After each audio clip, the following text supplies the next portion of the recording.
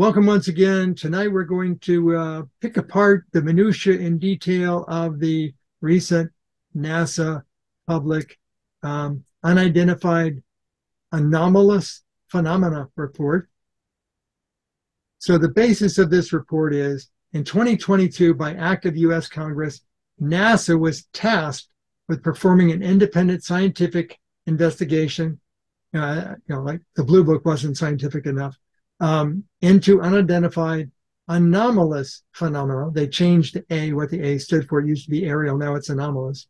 The reasons for choosing NASA to do this is NASA, in conjunction with the FAA, has a responsibility for safety in aerospace operations. And if these things are really buzzing around, they could be a safety hazard to airspace. So, and we'll get into the actual postulation that UAPs are a safety risk to civilian and military aviation. Plus, NASA has a long-standing role as a science-based investigative organization.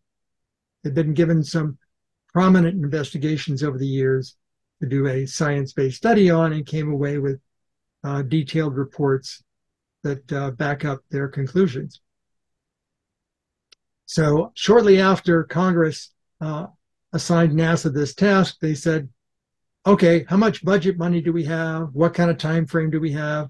And they put a cap on it and said, we have to do our official public report out by May 31st of 2023. That was this week. Or we'll end the program without a report out, or we'll run out of funding. The actual report out, the printed final report, won't be available until later in summer of this year. So as they say, a rose by any other name. We're not calling them UFOs because that has too much historical baggage. Congress themselves transitioned UFO to unidentified aerial phenomena. In order to be inclusive of underwater and things in space, they changed the acronym from aerial to anomalous. So the scope of UAP can include underwater, in the atmosphere, or in space, wherever we find these unidentified anomalous things. NASA identified the investigative effort as the NASA Unidentified Anomalous Phenomena Independent Study Team, or UAPIST, or UAPIST. You gotta love the acronyms. So we're going to get into it in detail. So I advise everyone to set their personal decoder rings at maximum, because there's a lot of stuff we get into. So the first thing is, I saw the first guy that was the presenter, and he doesn't work for NASA. That's correct, because NASA's under the branch of the U.S. Department of Defense, which means their funding and their operations are controlled by the U.S. House of Representatives, and funding has to be approved by the House and the Senate and the President. So those folks up on the panel, if you saw the video, are NASA, either full-time employees or NASA contractors. And that effort, the UAPIST, reported into the NASA Science Office, also known as the NASA Science Directorate. So whenever NASA has to report out anything to the public and they want to engage a science-based effort, they do this through the NASA Science Office. But since NASA's under the Department of Defense, whatever the Science Office wants to report out has to go up the food chain to the DoD. So that could be why, maybe there's somebody else that's actually leading this thing. The initial lead presenter was Dr. Sean Kirkpatrick. He was from the office of the Deputy Secretary of Defense. Now, he was not on stage, he sat in the audience, which means when they wanted to ask NASA questions, he was a guy you couldn't ask questions. But he was the first prominent speaker, and he carried a lot of weight in the first hour of the presentation. Now, he does not work in the Department of Defense. He works in the office of the Secretary of Defense.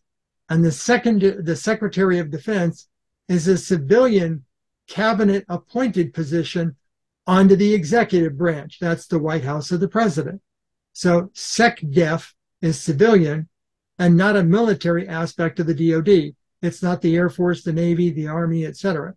So Sean reports into essentially the executive branch food chain up to the White House.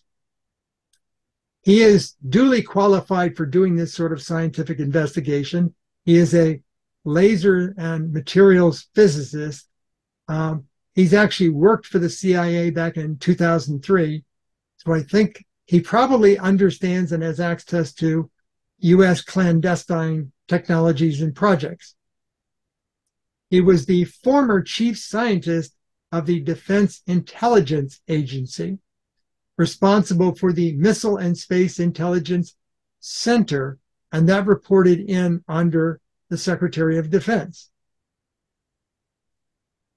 So he's someone who would know U.S. and adversary black projects, and he has the secret classification to report during closed-door sessions to the House and Senate, to Congress. So he's both education and career and certificates appropriate to doing this kind of thing. And it turns out they gave him an office.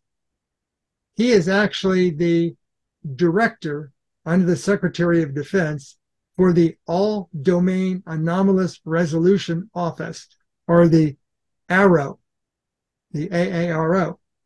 Now, look at the name, all domain. So right now, anomalous includes undersea, aerospace, and in space. If we come up with a new domain, I don't know, under the ground, then his office would still be covered because it's the, I don't care what domains you dig up, this office is responsible for it. So it's the all domain. It's the stuff that is found, the stuff that, you know, is not anomalous, the stuff that is like, yeah, that's a camera lens defect or something. We'll leave that up to NASA to figure out. And once they identify it, then that's not part of AARO's mission because they're only looking for the anomalous stuff. But since it reports in to the Office of the Secretary of Defense, it can identify itself as basically the buck stops here office, the resolution office. It's not necessarily an investigative office and leave things at that. It's where the buck stops. It's the resolution office. Now, who is AARO? What people make up AARO?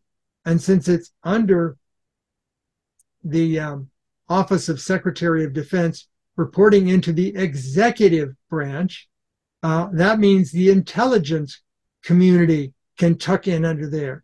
So if you're looking for all those black projects, then AARO has representatives from the intelligence community, which means CIA, NSA, National Reconnaissance Office, Defense Intelligence Agency, all of them acronyms. If you understand how these branches get created and funded, this is civilian, no congressional budget authority needed. It's under the executive branch. So it's a buck stops here office. And since it has representatives from the intelligence community, it allows them to keep clandestine things clandestine. So if something bubbles up from NASA that turns out to be, oops, NASA took some photos of one of our black projects, they can take the information and deny NASA the ability to publicly disseminate it. So it keeps the clandestine clandestine. But even higher than Sean, within the executive office, there is the AARO Executive Council, or AARO Exec. So if you think Sean has oversight over NASA, who's watching the watcher? Who's watching Sean? He might do something we don't want him to do. So he has his own oversight and direction committee, which is much smaller. Ronald Moultrie, who is the Undersecretary of Defense for Intelligence and Security, who was the guy at the last congressional testimony who said, those unidentified things could pose a threat to civilian and military air safety. We must investigate them. He's the guy that gives us that quote. So he's overseeing what AARO does. Also, even though it's under the executive branch, there is apparently one U.S. senator that ranks high enough so that she is the branch to the U.S. Senate for oversight. That's U.S. Senator, Democrat from New York, Kirsten Gillibrand. She is, as they say, a conservative Democrat. Anyway, the AARO exec provides AARO with oversight and direction.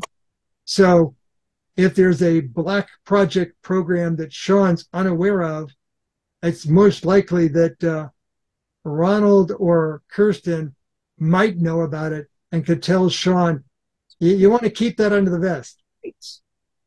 So it's an interesting food chain here. Now, none of the media is going to tackle any of this stuff because it steps on too many toes. And until the men in black suits with hats show up at my front door, I'll go where I want to go. So the first slide that Sean showed, now Sean's presentation was not meant to be public facing, but he got approval from his governance to make certain slides of it available for public observing. If you look down at the bottom, you can see the AARO logo. That's Sean's office. But if you look up in the corner, hey, there's the NASA logo. But what they cleverly did was they used a white background on Sean's slides. And what you can't see is the word live, which is in white lettering on the NASA logo. So if you know about video producing, you'll know there's this thing called a bug. That's just a graphic you can stick in the corner of a live feed, like the word live, so that the feed itself does not contain the bug that says NASA Live, but any recording of the feed will say NASA Live, so you can find out where you got it from. Oh, well, we got this as a screenshot by somebody who got a screenshot of the NASA Live feed.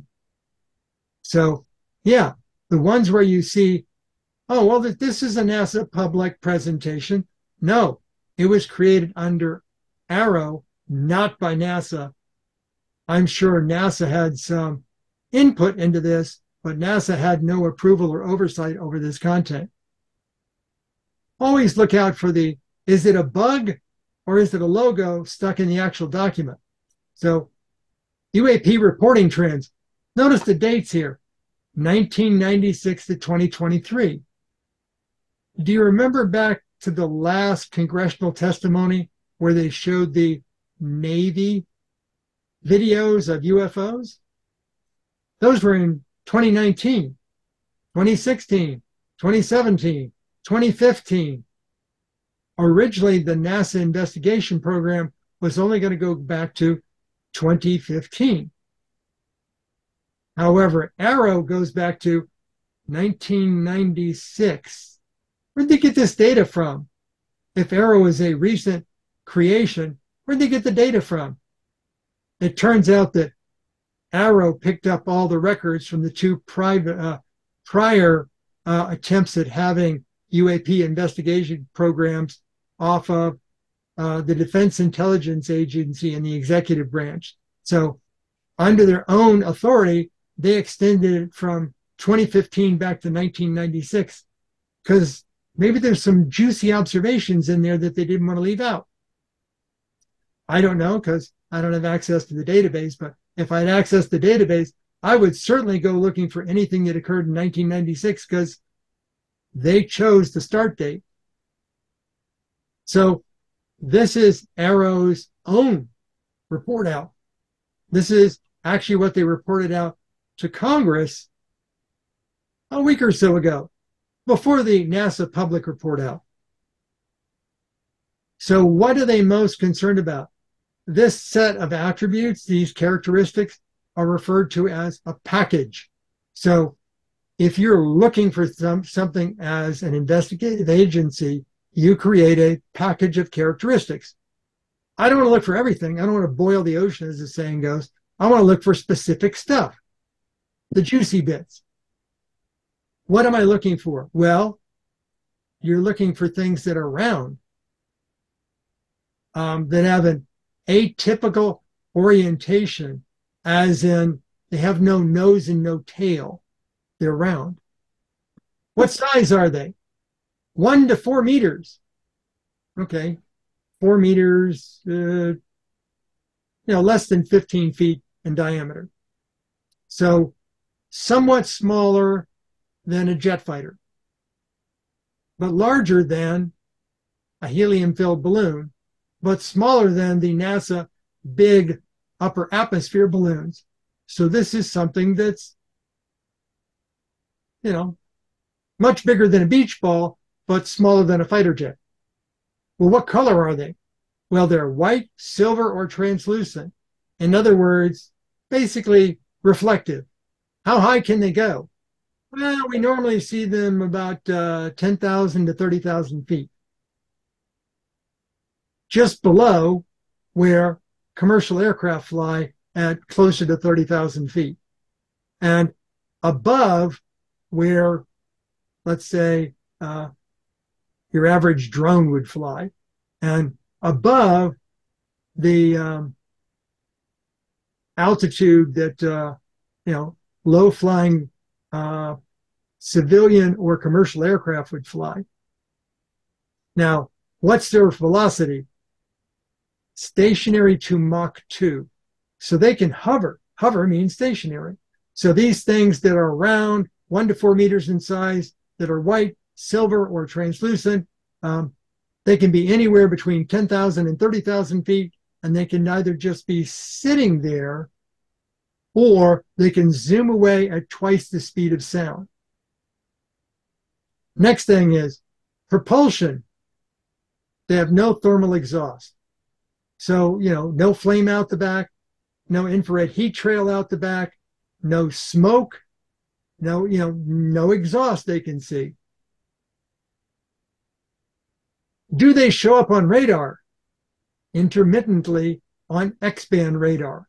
So if your radar is not military radar, it's airport radar that might be at 4 gigahertz, you're probably not going to detect these things because 8 to 12 gigahertz. Now, even at 8 to 12 in the X-band, it says they're intermittent.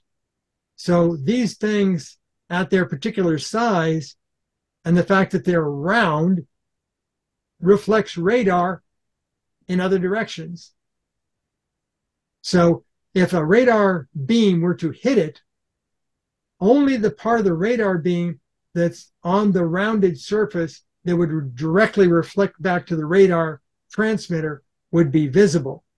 So they don't get to see the entire 4 meters. They get to see a spot that's a small portion of that, which says a goose size, not a small bird, because you wouldn't see that at all, but a big bird. So goose size, swan size. So that's why they refer to it as intermittent, because if this thing is moving away and at increasing altitude, the radar might not pick it up all the time. Now, does it produce radio emissions? Apparently it does. These things put out radio in the 1 to 3 gigahertz range. And the 8 to 12, I think, is referring to the X-band radar. 1 to 3 gigahertz. Anybody know where Wi-Fi is? Wi-Fi is at 2.4 gigahertz. Now, what's below 2.4 gigahertz? Just above 2 gigahertz is medical device telemetry. There's a notch cut for medical device telemetry, so they don't have to worry about interference from Wi-Fi. So if you said, I'm going to be flying an advanced technology drone from somewhere on the Earth, and I want to be able to remotely control this thing, gee, I could use Wi-Fi. But I don't use 5 gigahertz Wi-Fi because the signal doesn't propagate as far and is stopped by too many things. But if I want long range and I'm flying above the surface of the Earth, then, damn, I could use Wi-Fi. What is its thermal signature? Well, once again, the fact that it's spherical and might be reflective, it's intermittent. And when you look at shortwave infrared, it's intermittent. As soon as you go to medium wave infrared, hey, it's also intermittent. So the particular diameter of the reflected sphere is such that shortwave and medium wave infrared is dispersed. So even if you were looking for infrared, you wouldn't see it, except sometimes when the light's just right, so to speak. Probably when the sun's shining off of it, you'll pick up more heat from it. Mm-hmm. So these things are typically white or silver orbs, 1 to 4 meters in diameter, at altitudes up to 25,000 kilometers. They can hover and they can travel it up to Mach 2. They have no thermal exhaust and they can be intermittently detected in infrared.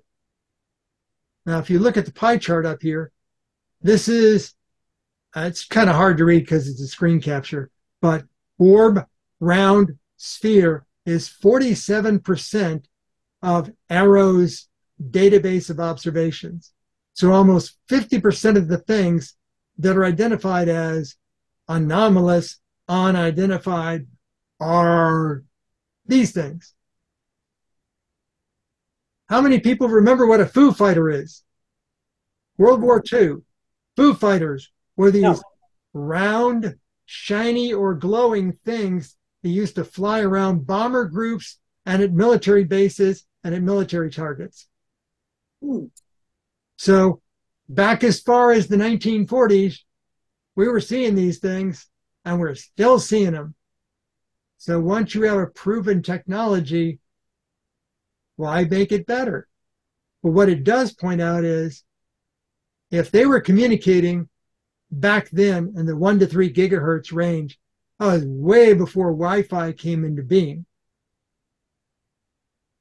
So maybe we look at a specific set of bands at low amplitude, high frequency within that 1 to 3 gigahertz notch, and we might find channels. So if 47% of the things we've been spotting that are unidentified since 1996, and maybe earlier, all the way back to 1940s, were these orbs, and they were that prevalent, why wouldn't the DoD want to investigate the source of them? If you said, we've got these aircraft buzzing our military deployments and our military bases and our military targets, and we don't know what they are, we can't explain them, don't know where they're coming from, but they seem to show up quite often. If you said, well, maybe it's one of your adversaries and they have technology more advanced than yours, wouldn't you want to investigate that? So I think this is AARO's actual mission is, please, everybody help us find what the orbs are. And they've been trying to find out what the hell the orbs are since the 1940s. And his second slide was even more interesting. Notice up in the corner, it says unresolved active archive. And then you can see the NASA bug overlaying it. And here you can make out the word live. So his presentation was badged as AARO, not public, not live. And then when it was shown during the NASA public presentation, the live bug was overlaid on top of it. So this is a screenshot of the live slide. Now, this inset was actually a video, and you can see this little orb that I've outlined with red dotted line here. That flew across the screen. It came in from the top right, and it flew out through the bottom center rather quickly. Where was this? This was in the Middle East, and this was a high altitude video taken by a US military MQ-9 Reaper drone, an unmanned aerial vehicle. We were scouting an area for maybe letting loose a missile or for enemy troop activities. And we were looking around, and all of a sudden this thing just, without any regard to our clandestine drone, flew right through its field of view. Like, I don't care. You can see me. What you gonna do? So this is in the unresolved active archive of AARO. Now, I think it's interesting that they tagged this as unresolved in the active archive, and it was shown flying over an area that a Reaper was investigating for military action. That's the U.S. Department of Defense, and the Reaper was probably operated by the CIA or commanded by the CIA. So this was clandestine, or at least classified video, that this orb just happens to fly through. Maybe the orb was looking over the area too. But I think it's kind of funny that this second dashed bullet item here is no demonstration of enigmatic technical capabilities and no apparent threat to airborne asset safety. So this thing that flew through your classified video, you're identifying it as no enigmatic technical capabilities. So it had no propellers. It was about the right size, no wings, no tail, no exhaust, no source of propulsion, and it was flying through it probably, I don't know, better part of 100 miles an hour for it to cross the field of view that quickly. Couldn't tell what its altitude is, but if you look really closely between here and what's beneath it, you can see the shadow of it. Yeah. So it flew above this concrete barrier, probably a compound barrier somewhere in the Middle East. So it had to be flying at the better part of 100 feet off the ground. Who was controlling it? Don't know don't know where it came from, don't know who was controlling it, don't know what its propulsion was. But the fact that AARO tagged it as unresolved and no enigmatic technical capabilities and no apparent threat to airborne asset safety. So the MQ-9 Reaper was probably at about 20,000+ feet, and this orb flew by at 100 feet. So obviously no threat to our airborne asset. So as long as they keep just going wherever the hell they want to go, including interrupting our classified video, as long as they're not running into us or getting in our way, they're not considered a threat. That's like saying, as long as a mosquito hovers outside my arm's reach, but I can hear it, it's not a threat because it doesn't land on me, doesn't sting me, doesn't buzz my ear. It's just out there. It's just a mosquito flying around. So we're kind of ignoring them. But if they really have these capabilities and they're interfering with our classified video, shouldn't the DoD be taking this real serious? Yeah. next slide was sensor calibration. They made a big point about the fact that if the sensors aren't calibrated, then they're being used inappropriately to gather data that's not of good quality. So if I take my infrared pod from my 20-year-old military jet fighter and I shoot some pictures of a UFO that's got the sun baking off of it, that's an inappropriate use of that camera because the orb is too small. It's not meant to shoot things that small. It's not meant to take images of things with sunlight reflecting off of them. So that's kind of what they're talking about here is if you look down the left-hand side, you can see it says radar, IR for infrared, and that says EO for electro-optic camera. The naturally occurring objects. So if you're shooting a cloud or, a thunderhead or lightning from a volcano or something of that nature, yeah, you can use infrared or camera, and they probably work well for that. If you've got those same kind of things and you're shooting balloons, now these are not party balloons, these are meteorological balloons. These are bigger balloons. These are like China balloons, big balloons. So these kinds of instruments are appropriate for that.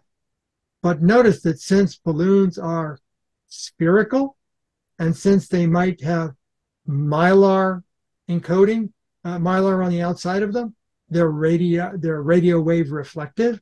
So they would not be good for taking images of balloons. But cameras are. So the radar reflectivity of the China balloon was a lot less than you think it was because it was spherical. What about drones?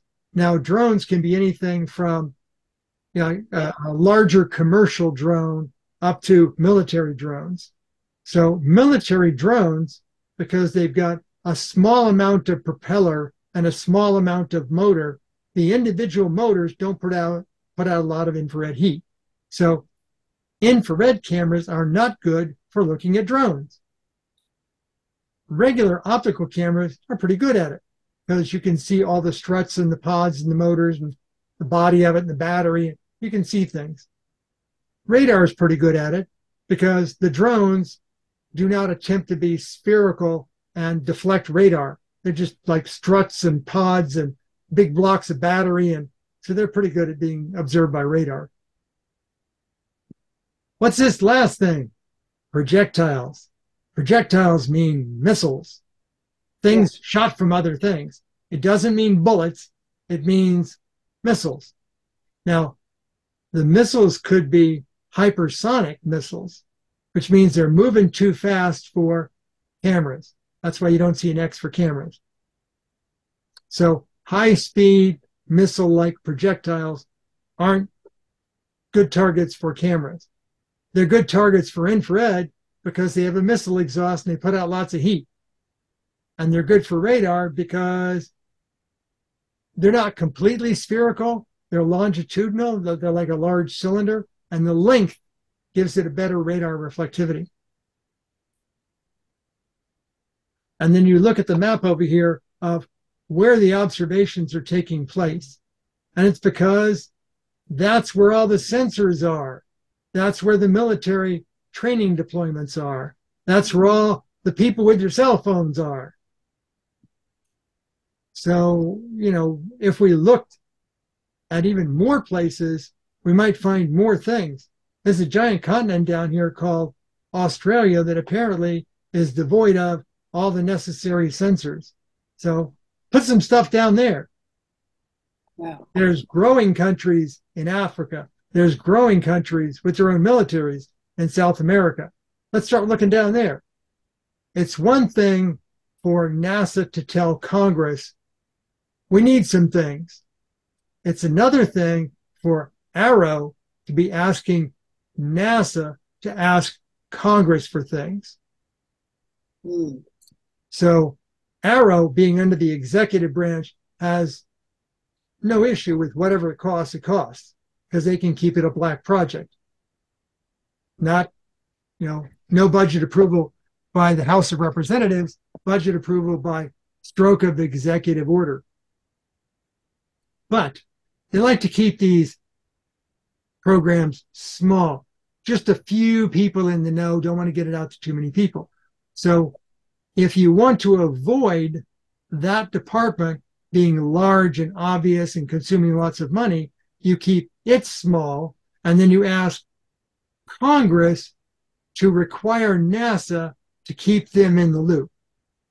So unclassified crowdsourced data, that's data from private and people, that goes into NASA, and then NASA will be obligated to provide the juicy stuff that's unidentified to AARO. So that's the first bullet item. The second bullet item is large-scale ground-based scientific instrument evaluation. So NASA does a lot of instrument evaluation. They do things like, what's the best shape for an aircraft at a certain altitude? What's the best kind of jet engines? What's the best kind of rocket engines? They're into doing the scientific analysis of what components make up things. So they're into, hey, NASA has a lot of probes out in space that have just the right camera for just the right mission. So, hey, NASA, can you help out AARO with creating sensors that are more appropriate for looking for UAPs? NASA, since it's under congressional budget oversight, can be tasked with AARO asks NASA, NASA asks Congress, Congress goes, hey, bud, sure, we'll give you the money to create your sensors for that. So it's all closed loop. And everybody knows that NASA does Earth science resource stuff. So all of the sensing stuff that NASA does, could you please be looking for UFOs, for UAPs in that data? So NASA has these huge repositories of data that they've collected with Earth sensing satellites. Hey, NASA, could you ask for some of that good old AI stuff to assist you in looking through all those terabytes of data to find any UAPs? And then send that data to AARO first, and don't tell the public about it unless we tell you otherwise. So if you see a weather balloon inside of an Earth sensing satellite observation, yeah, you know what that is. You can tell the public all about that. But if you happen to see one of our Black Project aircraft in your Earth sensing satellite data, give that to us. Don't make that public. They can do that. And NASA is international. NASA plays nice with other countries. So when you're asking for data for analysis, see if you can get that stuff from the European Union, European Space Agency and other places. And do help AARO with the peer review of the parameters for the advanced capabilities not yet engineered. In other words, if you need to look at other than the electromagnetic spectrum, let's say, I don't know, gravity waves, if you need to look in other things and you need to engineer those, yes, AARO would like to see NASA engineering those other sensors, even involving technologies not yet proven. So if you need to create a gravity wave camera, Congress should give NASA the money. NASA should be asking for it so that AARO can make use of the improved observation capability of gravity wave cameras. So this is just a little scratch below the surface here. And if you do find anything that's UAP in your astronomical data, so if, let's say, I don't know, the Hubble Space Telescope, the James Webb Space Telescope sees something, or cameras aboard the space station see something, send that stuff over to Arrow, and then Arrow will decide whether or not NASA can have it back and make it public. Now, notice it says distributions of sightings. If NASA sees something and then tells Arrow, Arrow has the oversight to say whether NASA gets to distribute that or not. So, and back again to the, hey, when you're getting that scientific data that's robust, make sure you tap on the shoulder of your foreign partners to get that too. Okay, caveats. Why didn't they investigate more? Well, they were given a fixed start date by Congress. They were given a fixed end date courtesy of their fixed funding. So they had literally about 9 months to do this. Funny. Project Bluebook went on for many years, and there are clandestine programs that I'll mention a little later that actually went on for several years under, Black Project funding. It's almost like they wanted NASA to be the avenue to tell the public we're doing the good stuff, science-y based, and all this. Well, we really report back into the executive branch to the Secretary of Defense through Arrow, and they have no funding or duration limit.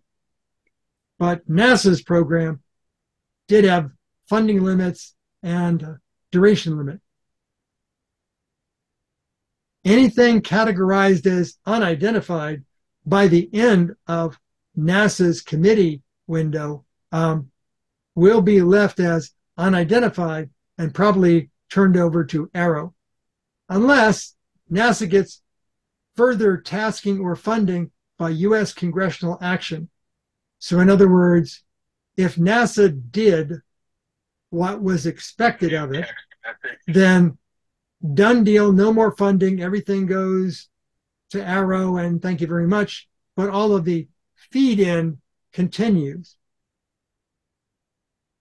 But if there's some more that NASA can do for Arrow, like building these fancy new sensors, then Arrow can ask Congress to empower NASA to go look at things, go do things. So NASA gets put on the shelf until needed again. And by the way, the person from NASA who spilled the beans that said, yes, our mission was expanded to anomalous instead of just aerial, but oh, by the way, we had no budget, no resources, and no time to investigate anything that wasn't in aeronautical space, aerial. So underwater, no investigation by NASA whatsoever. In space, no investigation by NASA. So NASA was duration, budget, and people assignment confined in that 9-month period to only doing aerial phenomena. And then we have the cherry picking of what you're going to look at. So it was convenient that Arrow looked at 1996 through 2023. Anything that was earlier than that was just, I can't see the man behind the curtain. So maybe something in 1996 was important for Arrow, or maybe something in 1995 was something Arrow didn't want NASA looking at. So here's your window. Not only are we going to limit the funding and we're going to limit the duration of your project, we're going to limit what you can look at. Yeah. And even though Arrow was asking NASA in the future, can you even give us the stuff from our friendly foreign countries? During this window of investigation, only U.S. observations were part of the investigation. Oh. And since NASA was not given enough funding to actually do the legwork of the investigations, they had to actually rely upon other U.S. agencies that were funded, that had the resources that could do the actual investigation work, the boots on the ground, so to speak. So the people that you saw up on the dais, those were all administrative level people. The people actually doing the investigation, that was from wherever they could find the data. And the data was probably already existing data. That's easier to investigate. I think Gillibrand and Rubio were on the Intelligence Committee, and they were both interested in UFOs back in 2021. I Yes. think Rubio came on 60 Minutes and was pitching it. Yeah, it's almost as if there was a multiple year long-term plan for how this is all going to take place. Yeah. I think the idea was that, are these going to be a threat to the United States type of thing? Well, they were thinking direct to the House of Representatives who started this. And it turns out they're only using the House for funding and for tasking. The person that's actually on the AARO Executive Committee is somebody from the Senate. Yeah. Because the Senate is the serious military stuff. You know, that's the Intelligence Committee. Them be bad guys. We need to get them bad guys taken care of. So that comes under the Senate. That's why it's called the Senate Armed Services Committee. Okay. Yep. And as I mentioned, this is one-way communication. So Congress required NASA to communicate with all the other branches of government. So if NASA finds something, they are required to pass that up the food chain to AARO, who can pass it out to the Intelligence Committee, the intelligence community, all those other, acronymed organizations. And that way, they can keep it all quiet if they choose to do so. Mm-hmm. Also, one of the things that AARO is requesting NASA to request Congress to task and budget is AARO would like a member of the NASA Science Directorate to be embedded in AARO. So they want an ear to the ground for all the sciencey stuff coming in, because NASA, by congressional dictate, is required to roll up their science into the Science Directorate and the head of the Office of the Science Directorate. Well, AARO would like that person or their deputy to be on AARO's team, so they get a good ear into what's going on in the sciencey stuff.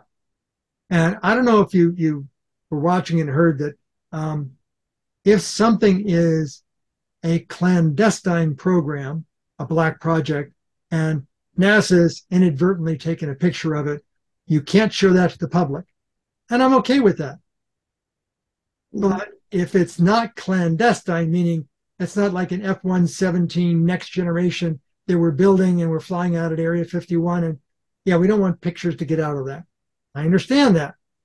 But after clandestine and it goes into operation, it becomes not clandestine, but classified. And there's multiple levels of classified. Yeah. If it goes into active military service, like the F-117 did and what the B-2 did, those have a lot of their activities reduced in classification or declassified. At one time, a B-52 bomber was classified, and then eventually it became declassified, except there's certain instruments on it that are still classified. But the B-52 bomber program is not clandestine. So you can see there's a definite difference between clandestine, active classified programs and non-clandestine, maybe not as classified things, which I'm fine with, don't want you to see the clandestine stuff. Yeah. But once it becomes classified and it's under other programs, then sure, there are public observations of all this stuff all the time. Whenever you get to see a SpaceX launch of commercial satellites, they show you when the fairing halves separate and you've got a camera that's actually staring at the satellite. You can see the satellite that they're going to launch. You get to watch confirmation of it launching. All that's good stuff. But when SpaceX is launching a clandestine more than just classified, clandestine reconnaissance satellite for, let's say, the CIA or the National Reconnaissance Office, you never get to see the fairing halves separate. You never get to see a picture of the clandestine satellite, because other nations would get to see like what size antenna it's using, maybe what size solar arrays it's using, maybe how big it is, what shape it is. So I'm fine with clandestine being clandestine, but there are things that can be classified that aren't necessarily clandestine that the public can see. When you launch a Falcon 9 rocket from Cape Canaveral, everybody in the area can see it. Hell, if the angle is just right and the time of day is just right, I can see it from my house in South Florida. So I know they're launching a rocket. Can I see the actual payload? No. But I can watch it on TV if it's not classified. What I found to be telling here was not only are clandestine and classified things not going to be made available to the public, U.S. Department of Justice operates classified secret programs for illegal immigration monitoring, contraband smuggling. Those are not clandestine. Those are classified. There's a place on Fort Lauderdale Beach, just south of the Port Everglades opening, a really tall tower, and on it you can actually see cameras, and they point out at sea. The fact that it's over 100 feet tall and it's pointed out at sea and it's a gigabit camera allows them to look over the curvature of the earth for smuggling operations and for small boats coming in from Cuba, illegal immigration. That's not clandestine. That's classified. There are some aspects of it that are not classified. And the reason why I know this is I actually went to FAU and visited the lab in their optics lab where they developed the gigapixel camera, and I could actually see the camera physically and see the feeds coming off the camera to a big screen TV. And the big screen TV was like an 8K resolution big screen TV before even 4K TVs were available. So I didn't sign any, it's classified, you can't tell anyone. I was just a member of the business community that was evaluating FAU and the capability of its technology labs to see if that was a group we wanted to get involved with. But I was looking at a classified camera system. So clandestine, definitely keep those off the books. Classified, don't know. But I was surprised to find out that the U.S. Department of Justice classified monitoring is going to be excluded from public UAP awareness. Yeah, that was kind of like, say, what? The categories. I'm guessing that Arrow chose the categories as things we want to be concerned about and things we don't want to be wasting our time. So if it's debris in the air, balloons, personal drones, meteors or comets flying through some astronomer's imaging, clutter, we don't care about those. If it's optical artifacts, lens flares, stuck pixels, people taking pictures of weird shaped clouds, sundogs, we don't care about those. If it's hoaxes, yeah, certainly get those off our plate. We don't. Only thing Arrow wants to know about is the ones that are not identified by any of the above. So Arrow wants to make sure that there's a category cleanly identified as unidentified that goes to them. All this other stuff, it's actually good disinformation for NASA to say, yep, we saw another Chinese balloon. Because not really worried about that. They're worried about the unidentified stuff. And, the categories don't include counts. So if something is unidentified and clandestine, It won't even show up in the unidentified category as a count. It was excluded. It'll just not be there. What I would like to see the next time NASA does a report out is I only want to see the unidentified ones that are not clandestine. So show me all the orb pictures you got. I don't want to see like the Chinese balloons and the, party balloons and drones, and don't waste your time showing me those because I know what they are. Do waste my time showing me the ones that are unexplainable orbs that Arrow does not believe are clandestine, because that's the real deal. Now, remember me saying that orb flying through the image was not considered enigmatic because it didn't do these weird things. So enigmatic just means difficult to interpret or understand, mysterious. So if it's something we don't have a means of explaining, then that's enigmatic. And if something is enigmatic but not a threat to our aircraft, they're not going to consider that serious. But I've got to believe that the quantity of these things and the fact that they're unexplainable has got to keep certain people in the Department of Defense and the intelligence community up at night. Like, if you had an enemy that wasn't doing anything harmful, that was just doing observing wherever the hell it wanted to do observing, wouldn't you be concerned about that? Yeah. Yeah, I would. So any of these enigmatic things says to me, we got to bump up the instrumentation, the investigation, the research. But even more so, I want DARPA, the Defense Advanced Research Projects Program, which does operate clandestine projects. I want to give them money to go create technology to duplicate this stuff. That's the part I think we're coming up short on. Unless they've got clandestine programs and they're already doing it and we don't need to know. So classification of the report out. If Arrow is under the Executive Branch Secretary of Defense, by the way, did you know that in April, they held a closed-door meeting before the U.S. Senate, and in May, before the U.S. Senate, they held a public meeting prior to the NASA public readout. Yeah.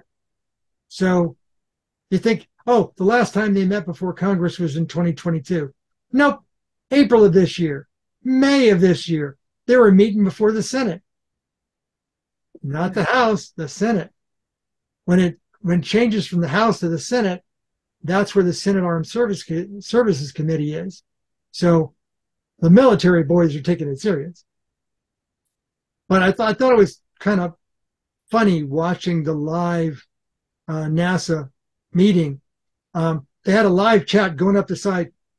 In real time, it was going up the side so fast with just all of the snickle comments from people that were just trying to irritate, just trying to flood NASA's chat. I'm thankful that somebody at NASA, or maybe a team at NASA, were filtering the chat down to just the sensible stuff. But the questions that did make it to the dais, to the administrators of the panel, I think somebody in military psychological warfare knew how to ask the right questions the right way. If you're asked a poignant, single phrase question, you're expected to give a concise answer. If you're asked 12 different questions in a contiguous set of sentences, and you're expected to respond in a 30-second time frame, you are absolutely not going to answer all the questions that were asked of you.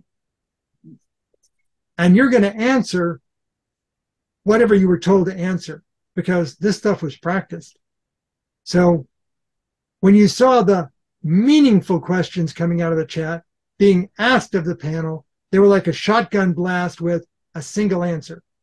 Whenever NASA was asked a particular trust question like, trust us, we're NASA. You got to trust NASA. They're the sciencey folks. To me, it was just very comical to see the respondent doubling down on the trust NASA. This is the same NASA whose entire UAP program reports into AARO, who decides whether or not NASA is permitted to make a public statement about it. Trust NASA. I understand. There's some things I can trust them with. Other things like more than a grain of salt, guys. And not only was there cherry picking on the data they were looking at, there was cherry picking on what information was publicly presented. I think it was a false flag, red herring kind of thing. The guy came up there and was saying, you know, some of these anomalies aren't real. They're just things that we don't understand because they were not scientifically investigated. And so they brought up, there was a radio antenna that was used for radio astronomy down in Australia. And they were investigating fast radio bursts. And they were finding all kinds of FRBs. And they went back and looked at it, and they were finding a lot of the FRBs at a certain time of the day, like just after the lunch break had started. And what they found out was the scientists were cooking up their food in the facility's microwave oven. And when they would set it for like a minute and a half, they were not waiting a minute and a half. They were going, I think it's done enough, looks done enough, and opening the door to the microwave while it was running. Yeah. The door is a mechanical interlock. It cannot instantaneously relay the fact that it should shut off the microwaves. It does it fast enough for the idiot's safety who opened the door, but it does not shut off the microwaves fast enough that they would not be detected as a high amplitude, very short duration fast radio burst. So the guy that was speaking was using this as a good example of why what you think it is might not be what it is once you investigate it scientifically. Okay. Yeah. And then they started picking on military aircraft imaging. And they said the sensors that they use, they're not calibrated. They're not meant for doing that kind of thing. They don't have the ability to know what they're seeing. Excuse me, but I think an infrared pod on a US fighter jet has the ability to know whether or not it's picking up something it's going to be shooting at. It also has the ability to know enough about it to know whether it's friend or foe. So I don't buy the military sensors are not good enough for us. I will say under certain scenarios, they're not the appropriate sensors to use. And I would say if you're looking at a 20-year-old or older infrared imaging pod, its sensitivity and its resolution are nowhere near up to the latest handheld infrared cameras. So, yes, I do think that some of the military sensors are inappropriate for what they're being tasked for, but, you know, I can use a 640 by 480 security camera, or I can use a 4 megapixel security camera, and they can both give me an image of a guy walking up to my front door. So, not buying that one. What they were trying to do is say, we're trying to do sincere, science-based, difficult, yet typically fully, easily explainable stuff, given how smart we are and how experienced we are. Okay, I'll buy a bit of that, but, you know, the fact that one of the NASA people were really falling all over Sean as to how much respect she had for him and his abilities and his education and I'm sorry, that's just artificially supportive of his superiority. That is a military psyops approach.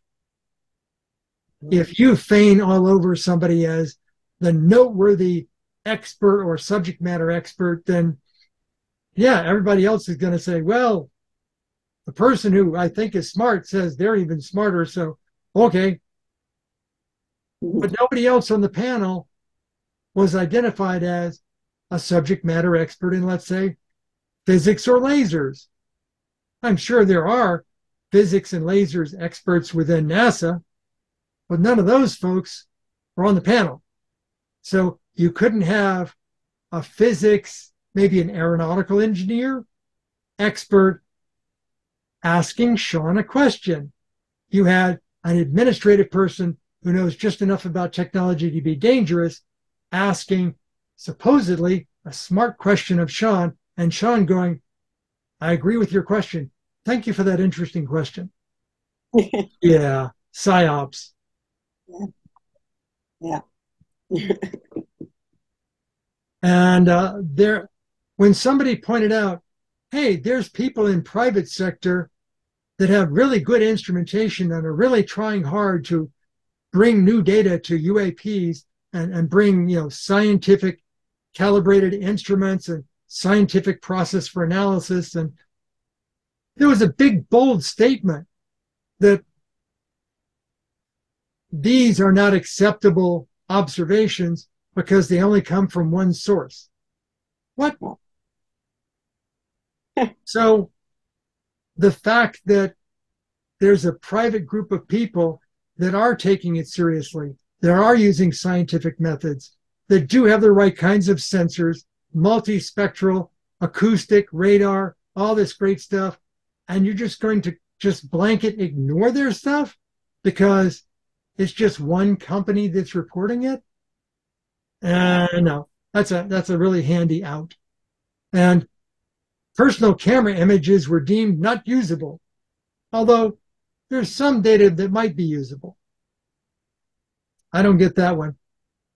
The average mobile phone nowadays has, a 20 megapixel camera that can shoot in low light, has sensors in the phone that can tell you where the camera was pointed, the azimuth, the location, latitude, longitude where the image occurred, the tilt of the camera. And if you get, 4 or 5 cameras doing the same thing and you collect all that data, you can triangulate how far away the object was, even using a crappy cell phone camera. But nope, we're just going to take all personal cameras and say, not good enough. That's just malarkey. No. Yep. And anything in the public sector, it's not calibrated. The sensors these days are documented, and recording procedures are scientific based.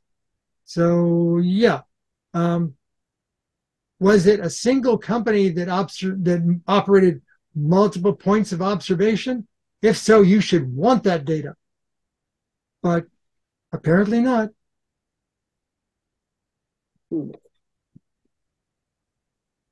And this was just demeaning all to hell. The public does not understand the need for science, the need for sciencey instruments, the need for science procedures. I will agree, the average layperson does not understand the seriousness of what is needed to do this job. But there are members of the public, I'm going to very conceitedly call myself amongst them, that do understand this stuff.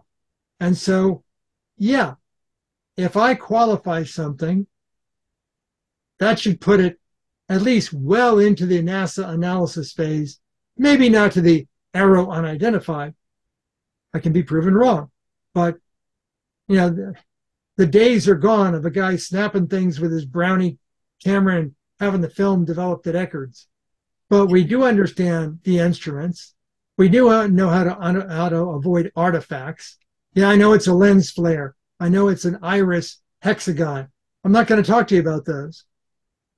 And I do understand, as somebody who works investigative stuff for medical devices, the procedures for investigating things, the data you need, the data that's not good, the data that's good, documenting all that stuff. So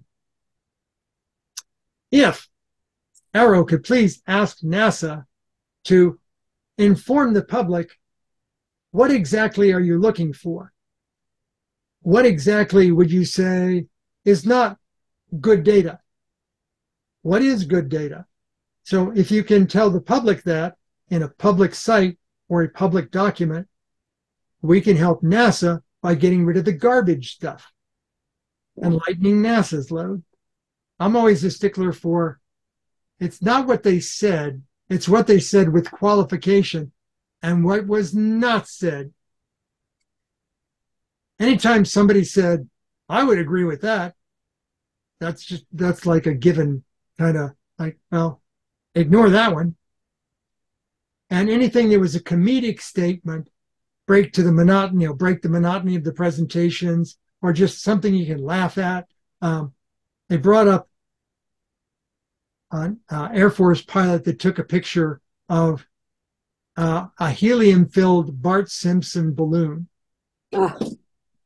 And this is why we need science-based study, because them our Air Force pilots aren't sciencey people. He took a picture of a Bart Simpson balloon, and then we had to go to the effort to tell him it was not a UFO.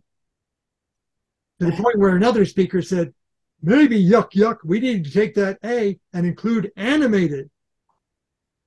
I'm sorry, if you're really a science-based study and you want to remove the stigma, you might try looking at home for removal of that stigma, because claiming that even military pilots can be bamboozled by Bart Simpson balloons, that leaves the stigma on the military pilot to not report it. And anytime they made blanket statements like, primarily, this is the answer. Okay, primarily doesn't mean all. What were the things that weren't primarily that were still not identified? Well, the majority of these were this. Okay, the majority of them were explained. What about the minority that you didn't explain or couldn't explain? Well, those are the ones I want to see. Or the people would say, we investigated this and almost every time it was this. Well, what do you mean by almost every time? What about the times that weren't part of the almost? Were they unidentified? I don't know. And somebody was asked a question. He said, to the best of my knowledge, I don't know that that ever occurred. To the best of my knowledge. Yeah, but do you know anybody else under your umbrella within NASA that does know, that does have the requested knowledge? Now, like, you were asked the question, you should have said, I think so-and-so might have been the more appropriate person to ask that question of, because I know he knows the answer to that. Nope. It was, to my knowledge, I don't know that that ever occurred. Yeah, thanks. NASA information is only open in public after it has been qualified. And, you know, those at NASA question authority.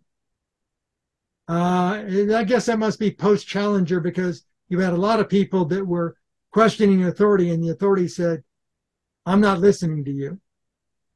But post-Challenger, I hear they listen a lot better. Yeah. And I would have been much more impressed if they showed a good 30 minutes of the hour-long presentation on just the orb observations that they had, because 47% of them were unidentified, unexplained orbs. Yeah. See more of those. So this is what NASA came away with. NASA is recommending back to Congress.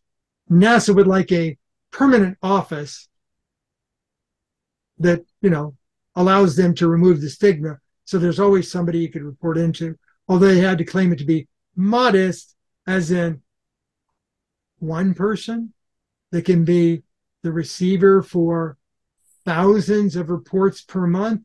That's going to be impractical. NASA would prefer you only submit the good stuff. Well, if you would tell us what the bad stuff is, we could filter that out for you. Mm-hmm. And somebody on the panel from NASA said, stigma is a vulnerability which U.S. adversaries can take advantage of, which means if it's a foreign UAP, our adversaries can take advantage of the fact that they don't all get reported because of the stigma.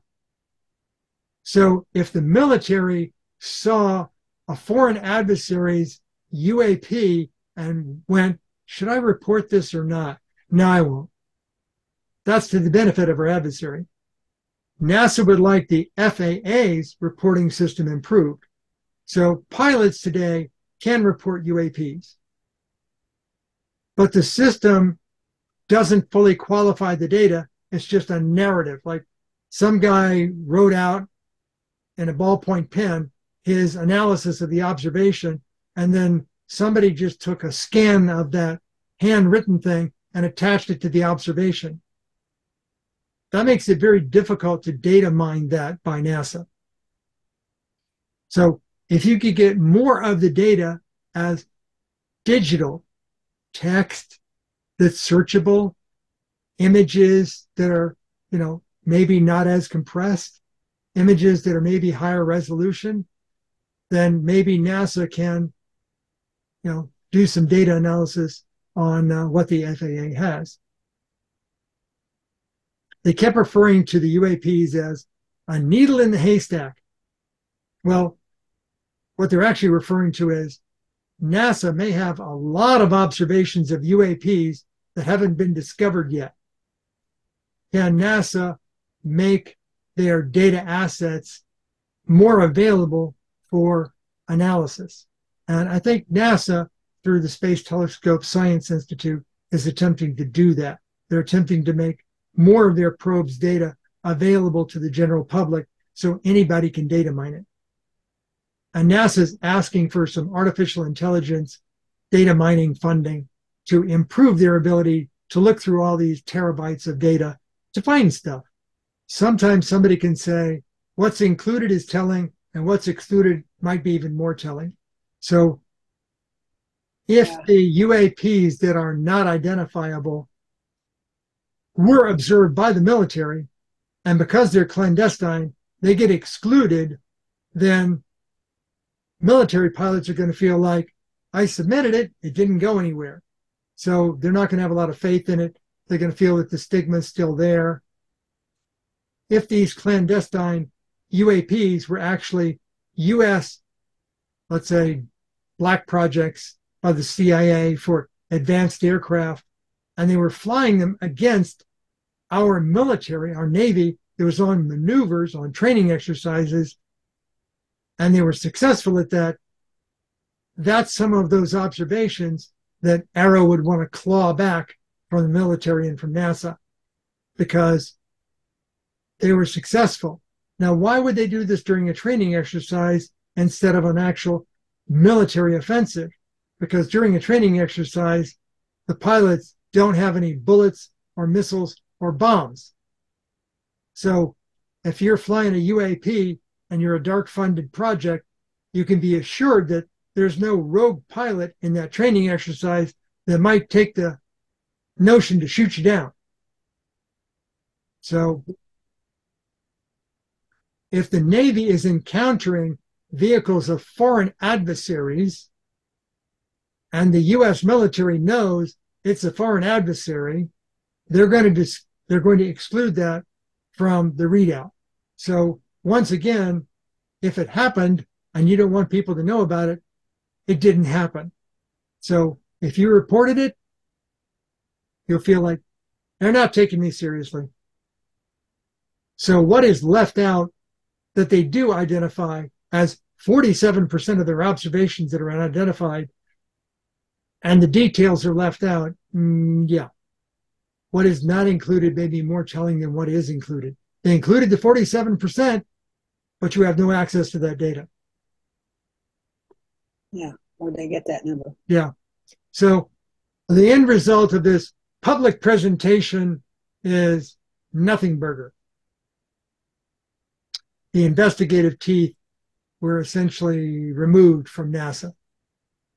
If they did find anything, it went to the AARO and nowhere else. They cherry-picked what they could look at, time frame, people, the kinds of things they could look at. No under ocean, no in space. They had a fixed window, no ongoing funding. So, yeah, and all the clandestine stuff was taken out of it. So it was a giant nothing burger. Some of the people that were presenting were unknowingly confusing the public. So the speaker from the FAA was talking about meteorological balloons and, people launching party balloons and things like that. And when he went to show a map of where all the radars are that they use as part of the FAA system, the pushpin icon that he chose was a balloon. So when he went to mention, and here's all the places that we have radars, they're identified by the balloons. There were people even on the panel that like, what, balloons, duh. And then he starts getting into differentiating the radar systems by the color of the balloons. What color were the balloons? Yeah, he should have used squares, little tiny squares, so that the unknowing, unscientific general public wouldn't be confusing his map with where all the balloons were found. Yeah. I thought they rehearsed this. Okay, I'm not going to go through a lot of this, but who controls these investigative programs have changed over the years, and it's gone from direct military to executive branch under appointed civilian management. So Project Bluebook was an Air Force program. The intelligence community didn't have much say in that. If the chief of the Air Force wanted to go investigate something, by damn, he did. And if the head of Bluebook said, I think that's interesting, we ought to let the public know about that. If the chief of the Air Force said, yeah, I think you're good to go with that, the CIA couldn't go, no, keep that quiet. All they had was disinformation at their disposal. A later program that was put under the Defense Intelligence Agency within the Department of Defense, which looped in some of the intelligence community, that was a little more under their control. It was acceptable, except there was a part of it that the military had control over. Didn't like that. AARO is under the Office of the Secretary of Defense, which is not a branch of the military, even though it's the Defense Secretary, because it reports into the White House. And they have ties to the intelligence community. So they have all the oversight that they want to. And in fact, they can tap into whoever they want in Congress, like, I don't know, a member of the Armed Services Committee under the Senate can provide guidance. So, yeah, they finally got about where they want. Civilian, White House, direct control, no funding issues, no control issues, and intelligence community access and filtering. But NASA's under the DoD, and they have a requirement to make things public.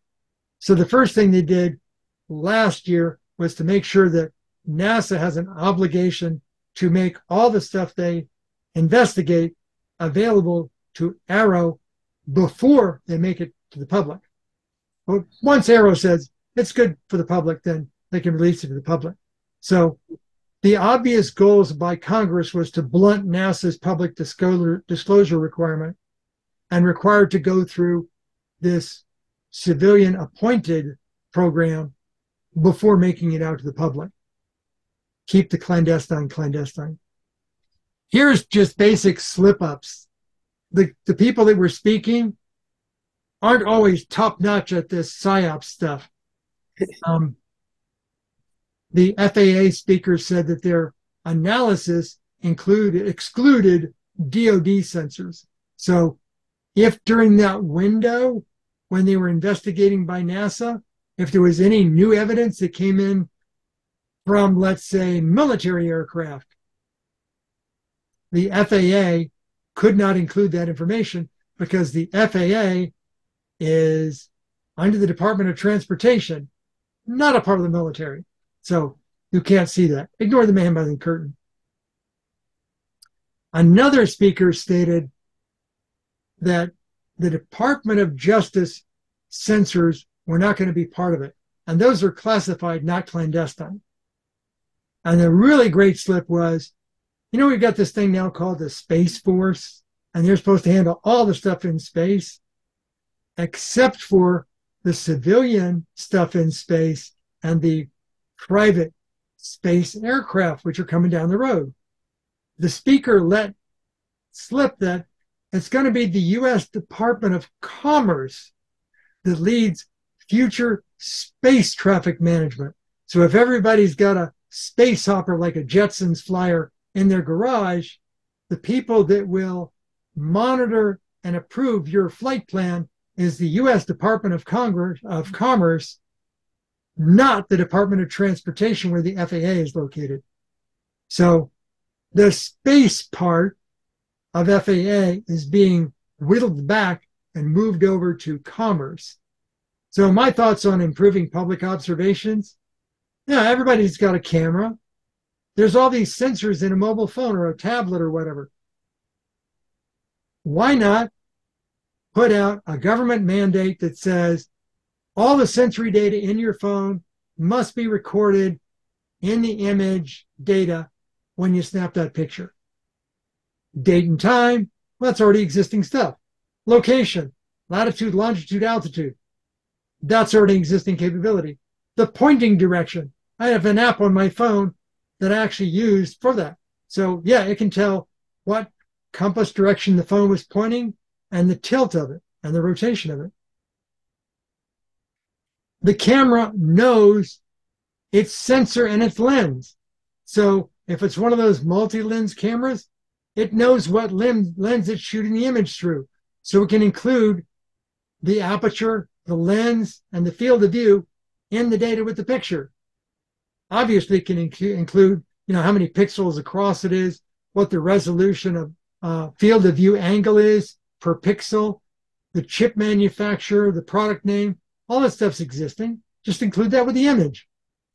Now, there are those that say, but I want to opt out of that stuff because I don't want my pictures that I might put on the internet, social media, to include all my private data. Fine.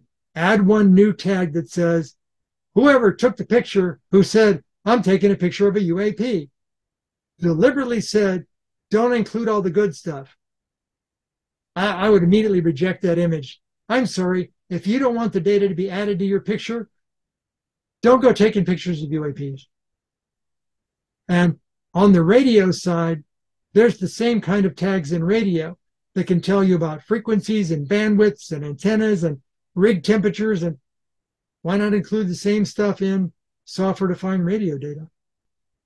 On reporting analysis, I'd say stop expecting the government to do this for us.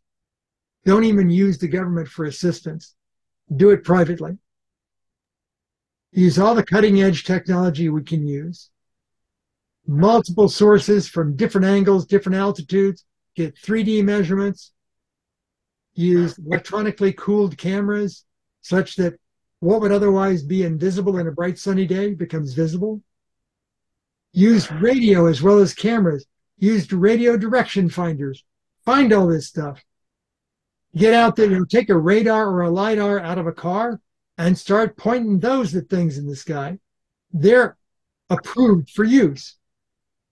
If it's under the water, get those really high-tech fish finder, high-color radars, sonars, and use those to spot things under the water.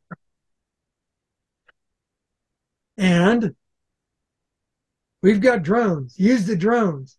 Use the underwater drones. Use high-pressure balloons so you can get high altitude that can hang around for a while without popping. And start making the sensing cheap enough that you can, like, put out 1,000 of these across the United States. and take the data and make it automatically report out to YouTube or a GitHub, which is a repository for storing data, so that public and private access and government access all occurs at the same time. The public can see it, the government can see it. So if the government wants to make it classified, have the government come back and file a request for classification.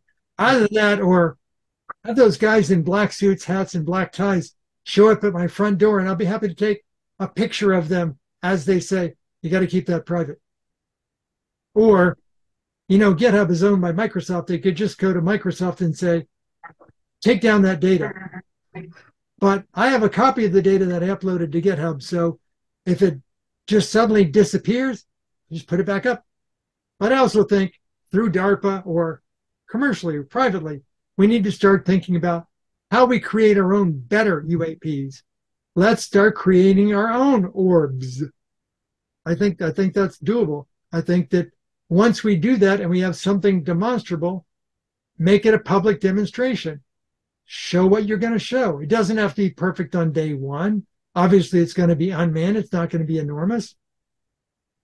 Follow all the rules.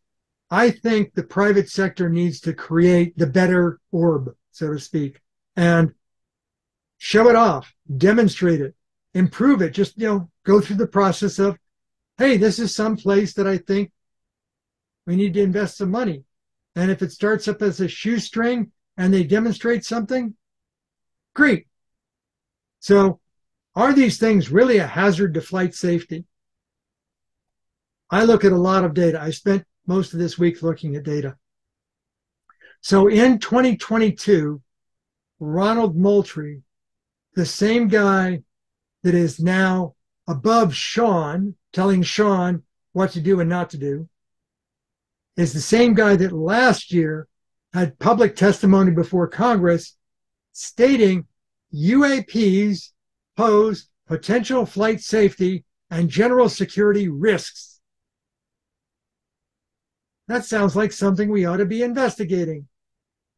What it really was a stake in the ground at the request of those people you weren't seeing on camera to say, make a threatening statement so that the U.S. House of Representatives has the basis for saying NASA, in conjunction with the FAA, ought to be investigating these things.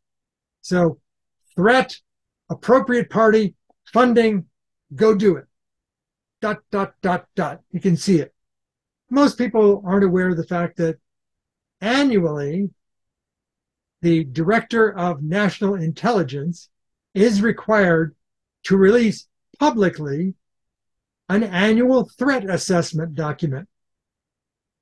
So if this was a flight safety and general security risk, these unidentified aerial phenomenon, you would expect that in the 2022 and certainly in the 2023 annual threat assessment by the Director of National Intelligence, he might have mentioned UAPs. I have copies of both those public-facing reports, and I can tell you the sequence UAP doesn't come up in either of them. Unidentified doesn't come up in either one of them. Anomalous does come up, but anomalous comes up in light of pandemics. Those are anomalous health risks. And that's it. And these are like, 70 plus page documents. And nowhere in there did it mention Ronald Moultrie's UAP flight safety and general security risk.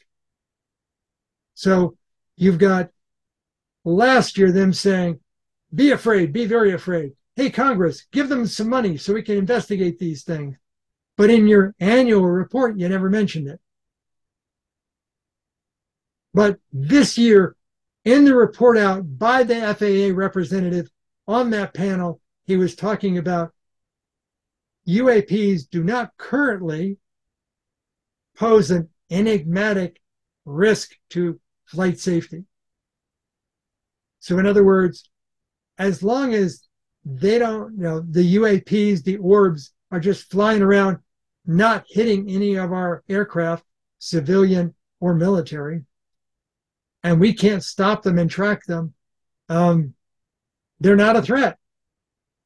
It's like saying the mosquito that's flying 50 feet away from me is not a threat unless it gets closer or stings me or flies in my ear.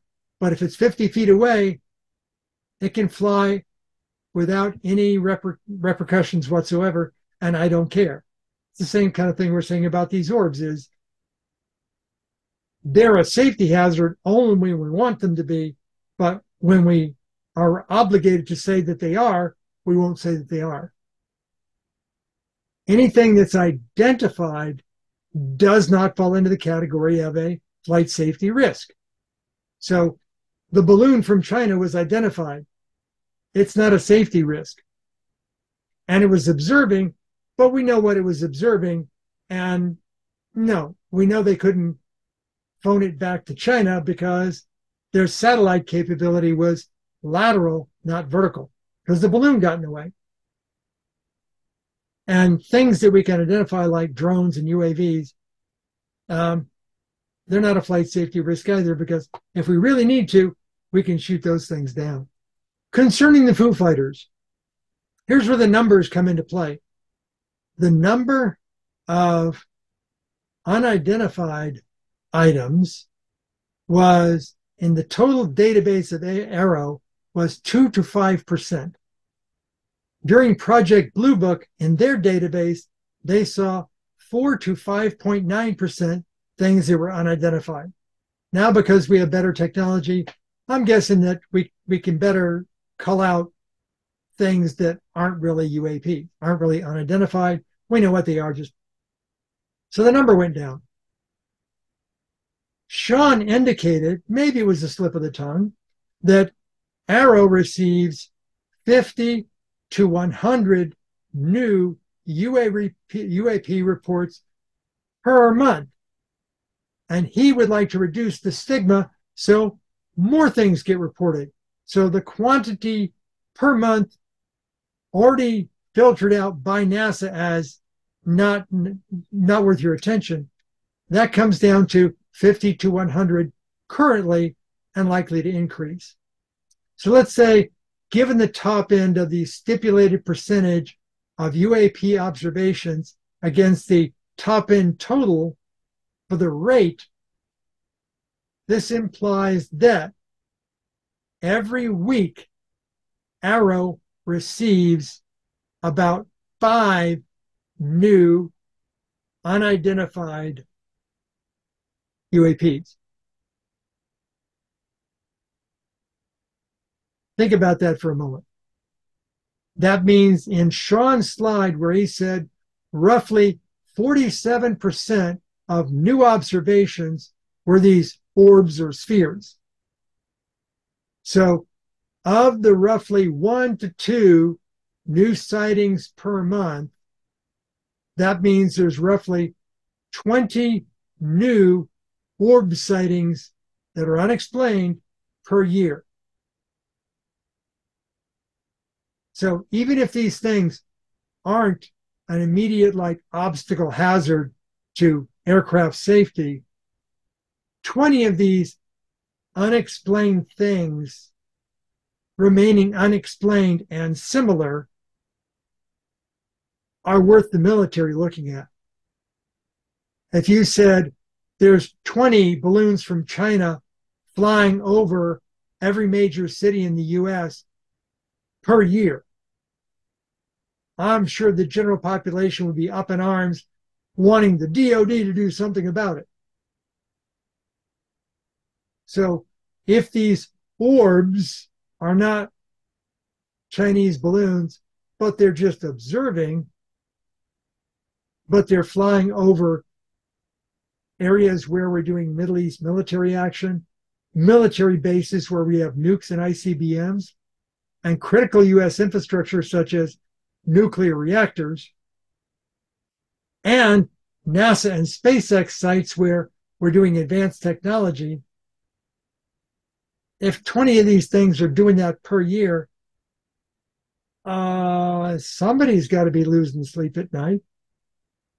So to actually find out from all the various sources of information what's actually going on, that's why AARO exists, where it is in the government, and the fact that they can tap into whatever database they want and choose what comes out as public.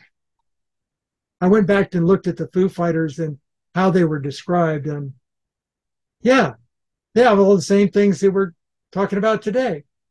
Shiny, silvery reflective, spherical orbs, smaller than fighter aircraft, traveling far faster than the propeller-driven aircraft of the time. And nowadays, we've even clocked these orbs at up to Mach 2, twice the speed of sound. Then as now, they're not winged. They have no wings, no tails, no rudders, no ailerons. They're flying around bomber groups. Nowadays, they're flying around military formations. Not identifiable are no windows, no doors, no occupants, no aerodynamic surfaces, no means of propulsion, no exhaust. Today, we would say minimal radar cross-section, minimal infrared signature, and we do not know the country of origin. To make people sleep safer at night, during World War II, the UK military said they're Eurodrones. They're German advanced technology drones. They have no weapons. They have no radios, and they're creating static electricity fields because of their advanced flight technology, and that's why they're disrupting radio communications. It sounds to me like they're the same things that we saw back in World War II, and they're still there, and we still don't know the country of origin, and we still don't know what technology makes them do what they do. If there's a non-trivial count of UAPs that were clandestine, but you're not including them, then that kind of means you saw something with high confidence, but you're not telling us about it, not even as a count that you cannot disclose. So that reduces people's trust in the efforts. In the eyes of the public, the fact that you record something and you won't tell us about it, and you're saying, well, we know it's not them, they're extraterrestrials, means the only conclusion is it must be foreign adversaries like Russia, China, North Korea, Iran, and that would mean they have advanced technology beyond what we have in the US. So that is definitely be afraid, be very afraid. And if you can't fall back on that old chestnut, maybe you just say, but you don't understand. Science is hard. And if it's really the ETs, you can go back on what Carl Sagan said. Extraordinary claims require extraordinary evidence. But how about just advanced claims require advanced evidence? And we have that. I'm not looking for the completely impossible. I'm looking for the implausible that's actually real. So let's do a little more, because it seems as though there's something out there. And telling us to just ignore stuff, that doesn't work. And I've got some current examples. On Mars, there is no liquid water, except now we know there's salty water, and it's on the surface. Mars does not have a molten core, but apparently it has a slushy, metallic, rich mid-level and a stony core. Mars doesn't have a magnetic field. Yeah, but it has ultraviolet aurora that are not visible to human eyes. But in order to have aurora, they've got to have something in the way of a magnetic field. Mars does not have tectonic plates. But wait a minute, Mars has Marsquakes. So what's going on there? Well, it's just shifting in the surface structures of Mars. Wouldn't that say that there's some kind of plates that are moving? No, no tectonic plates, but it has Mars quakes. Mars is just a dead rock in space. I remember actually hearing that from NASA. Except now we know it's not, because we sent stuff there to investigate. So science may be hard, but if you do the right investigation, you might find that some of the things that you think aren't actually reality.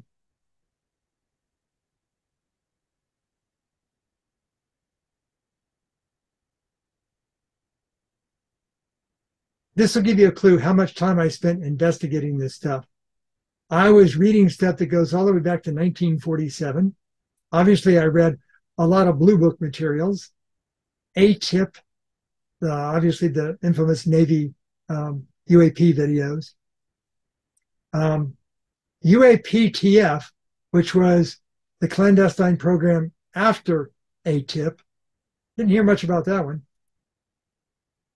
And then after people found out about AATIP, they shuffled it around again and created the AOIMSG. This is before the NASA stuff. And then in 2022, when they had the report out to the House so they could, who do we want in charge? Where do we want the money? How do we want it filtered? Put all those stakes in the ground. Congress then asked NASA to go off and do some things. And then NASA said, we're going to form a group, and they're going to be called UAPist. I think some people on the inside are kind of hinting at how they feel about things. And the part that I didn't know until they went to do the public announcement was the existence of AARO within the Office of the Secretary of Defense. And then in 2023, we had a lot of report out. And for those people that say, Sean was reporting stuff closed door to Congress, to the Senate, how come we didn't get a copy of that stuff in the public readout? Well, as it turns out, if you follow this really complex link by the U.S. Department of Defense, they did have, because testimony to the U.S. Senate is public, because the Senate is a public-facing group if you have a public hearing. And Sean had a public hearing before the U.S. Senate. So his presentation that he was unwilling to make available to NASA is actually on the Senate's website as a PDF that anybody can download. I think that was kind of, oh, they didn't think about that. And if you want to watch the 4 hours of very boring YouTube video, there's a link to that. And if you say, I never knew about that annual threat assessment stuff, there's a link to the PDF of the 2023 ATA. And then if somebody wants to know the history of Foo Fighters, not the rock band, I have a link to that. Okay. I was just going to say, on the hypothesis that it's a foreign adversary, that Russia and China in particular have been obviously going to very great lengths to hide the fact that they have military capability. Yeah. So I don't, and who is it? France? It doesn't make any sense that it would be, if it's not one of the five eyes, there are five, right? Yes. United Five States, eyes, yes. England, Australia, New Zealand, and Britain, right? Mm-hmm. No, have I missed somebody? Did I repeat somebody? So it's not them. It doesn't make sense that it would be something terrestrial, right? It could be a clandestine program, but the fact that would be us. Yes. And remember, if it turns out to be a clandestine program, you will not see that in the NASA report out, because AARO will classify it. If it's a clandestine program of the U.S., I don't think it is, because, not because it's clandestine, it would be filtered out, we never know about it, government keeping its own secrets. It's because Sean said, hey, NASA and all you other U.S. agencies, give me all your data, because if you happen to see an orb that we didn't see, I want your data. So I think it's something that for many decades now has been unexplained. Technological advancements that we have gained in the last under 200 years. Imagine, let's say, 10,000 years from now, if we still exist, what technologies might we have? Go back in recorded history of pictures of carvings on caves showing flying things with flame coming out the bottom of them. 10,000 years ago, 10,000 BC. Let's just put a stake in the ground and say, whatever that technology was, that's 10,000 years ago technology. Roll that forward and say, what would that technology look like if it were given 9,000 years of advancement? What would the technology be? Pretty advanced. And what were we seeing in the 1940s that we started calling UFOs and Foo Fighters and stuff like that? Pretty advanced technology. So whoever was around a long time ago, I'm going to give them the benefit of the doubt and say, you could have advanced through 10,000 years of history to something pretty damned advanced. Whether you're on this planet or not on this planet, that's not relevant. I would say, let's see if we can duplicate it. Find all those things that we call enigmatic and create civilian forms that can do that. Maybe not the Mach 2, maybe just the ability to fly wherever we want to fly, radio remote control it, have a small to non-existent radar and infrared signature, and be able to accelerate quickly, turn on a dime, go higher and lower, that kind of stuff. But do it in the private sector. Do not expect the military to do it for us. Do not expect the military to assist us. I think it's possible. It might take us a while, but if we never start doing it, we'll never get there. We no longer see flying saucers. We see orbs, because unless they're actually going to land and visit somewhere, why send a saucer when you can have a drone do the work for you? So that's my take. All right. Because that's what we do in the military. Do we send SR-71s anywhere? No. We'll occasionally send U-2s if we have to, but we send spy satellites to fly over the area, or we send our, various types of drones to fly over the area. I think maybe that points more to these being human-created things, because if they were alien, you would think the advanced alien technology that enabled them to travel to this planet would have, they would have had drones and things long, long before we did. Maybe tens of thousands of years. So is it possible to do these things given 10,000 years available as technological improvement? I think so. Now, is it U.S. military clandestine, or is it prior civilization on this planet clandestine, or is it ET clandestine? I don't know, but they seem to fly around without any regard for us seeing them, without any regard for us being able to track them, capture them, shoot them down, whatever. Let's progress our own technology and forget expecting the military to do it for us. Let's do it ourselves. No, I don't think there's any maybe to it. I think there's enough stuff out there that up until now, nobody connected the dots and said, Is it possible to do that? Revenue is a driver of technology more so than even military actions. Why don't we do the same thing with propulsion? Okay. Was it entertaining? Did I go deep enough? Did we miss some things? Ooh. No, it's good. Very interesting. Yeah. Yeah, it was good.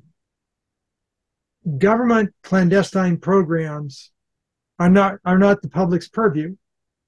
They don't see them, they don't know about them, and that's intentional, and I think that's for good reason.